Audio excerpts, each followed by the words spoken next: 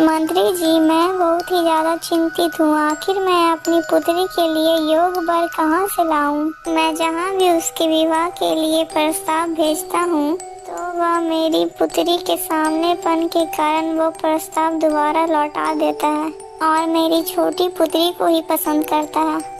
महाराज, आप परेशान ना हो, मेरी नजर में एक रिश्ता है। महाराज, शिविर राजा के राजा सौर प्रताप के पुत्र रणबीर नाम है उसका और वो बहुत ही ज्यादा वीर और सुंदर इंसान है। वह राजकुमारी इंद्रावती के योग्य है। ठीक है मंत्री जी, आप मेरा संदेश लेकर जल्द ही शिविर राज के लिए प्रस्थान कीजिए।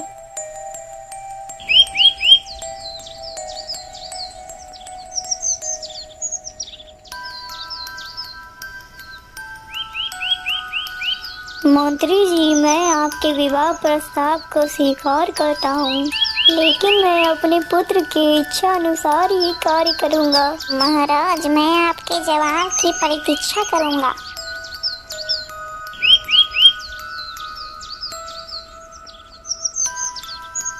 मुझे लगता है आज मुझे कोई भी शिकार नहीं मिलेगा। चलो कुछ देर और देख लेता हूँ।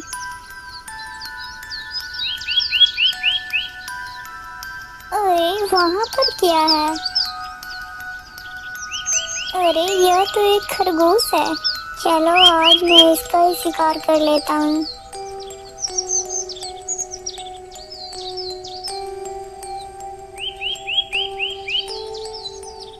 अरे इतनी सुंदर राजकुमारी कौन है? फिर राजकुमारी और राजकुमार एक दूसरे को देखने लगते हैं और वो दोनों एक दूसरे को मन ही मन पसंद भी करने लगते हैं।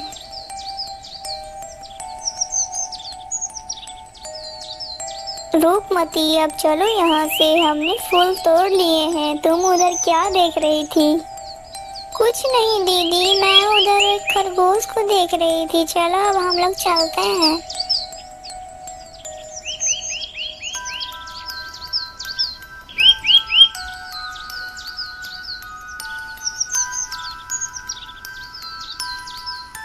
बेटा, तुम्हारे लिए भीमगढ़ नाम गांव से एक विवाह का प्रस्ताव आया है। तुम्हारी क्या राय है पुत्र? पिताजी, मैं अभी विवाह नहीं करना चाहता। अगर मैं विवाह भी करूंगा तो अपनी पसंद की राजकुमारी से करूंगा और राजकुमार रात में उसी राजकुमारी के बारे में सोचता रहता है।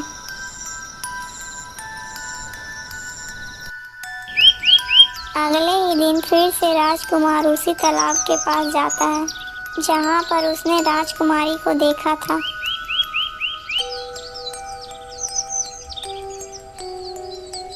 पता नहीं वो राजकुमारी आ जाएगी कि नहीं, लेकिन मेरा हृदय कहता है कि वो आज जरूर आएगी।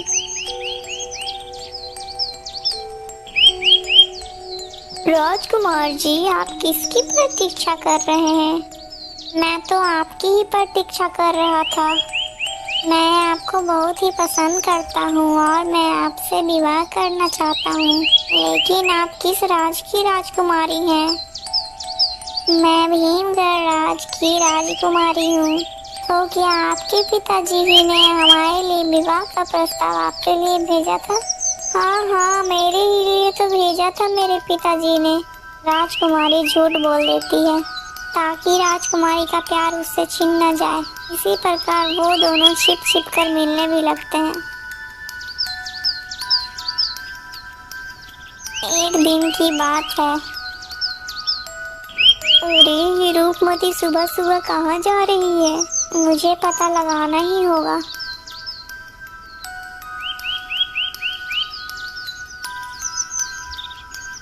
राजकुमार जी, हम कब तक ऐसे ही छुप छुप कर मिलते रहेंगे? जल्दी से आप मुझे अपनी रानी बना लीजिए।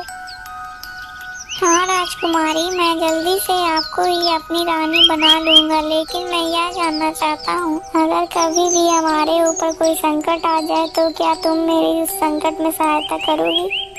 हाँ राजकुमार, मैं अपनी जान देकर भी तुम्हें उस संकट से बाहर निकाल लाऊंगी। इन दोनों की यह सब बातें राजकुमारी इंद्रावती सुन रही होती है। इसी बीच कहीं से एक शेर आ जाता है। भागो राजकुमारी, हम दोनों अपनी जान बचाओ, इधर चलो।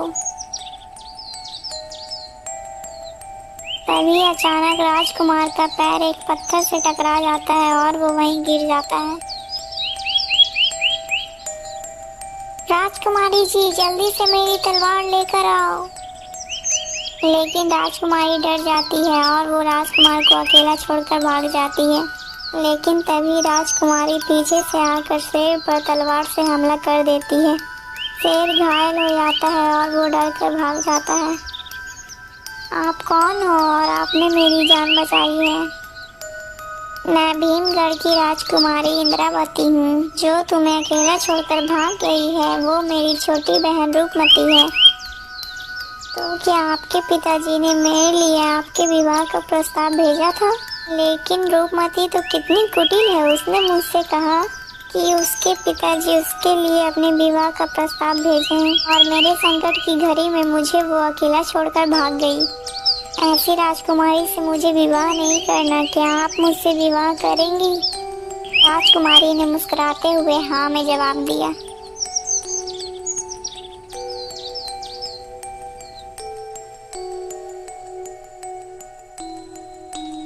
महाराज, मैं आपकी बड़ी पुत्री राजकुमारी इंद्रावती से विवाह करना चाहता हूँ।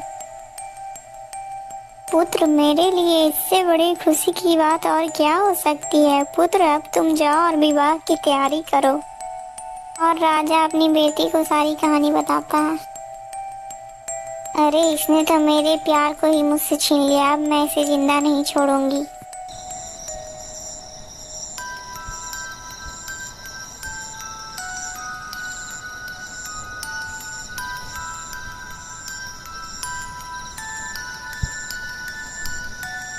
ये लीजिए, इसमें बहुत सारे कीमती हीरे और जेवरात हैं। तुम्हें मेरी बड़ी बहन को मारना है, काम होने के बाद मैं तुम्हें और भी ज्यादा पैसे दूंगी। ठीक है राजकुमारी, आप चिंता ना करिए, हमारे साथी अभी बाहर गए हुए हैं। जैसे ही वह यहाँ आएंगे मैं आपका काम पूरा करवा दूंगा।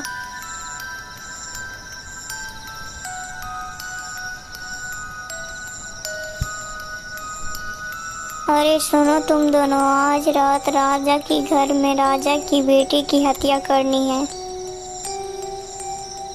अभी तक हमें सिर्फ इतना ही माल मिला है, काम होने के बाद और भी माल मिलेगा, फिर हम लोग माला माल हो जाएंगे। हाँ सरदार, जरूर, आज ही हम लोग राजकुमारी का काम तमाम कर देंगे।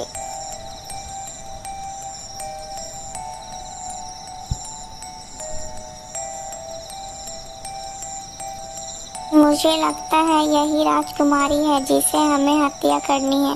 वो लड़की तो इसकी दासी लग रही है। अरे हाँ, तुम ठीक कह रहे हो, चलो जल्दी से इसे रस्सी से पलंग में बांध देते हैं।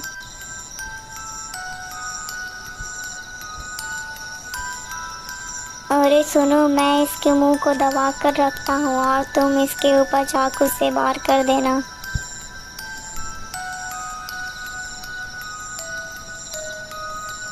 जैसे ही डाकू अपनी चाकू को बाहर निकालता है वैसे ही इंद्रावती की नींद खुल जाती है। अरे ये सब कौन लोग हैं? ये तो मेरी बहन की हत्या करना चाहते हैं।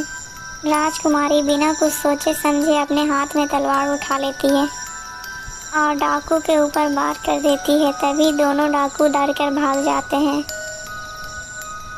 दीदी मुझे माफ कर दो, ये डाकू मैंने ही बुलवाए थे आपको मारने के लिए, लेकिन इन डाकुओं ने मुझे ही राजकुमारी समझकर मुझ पर वार कर दिया, परंतु आपने मुझे बचा लिया। दीदी मुझे माफ कर दो।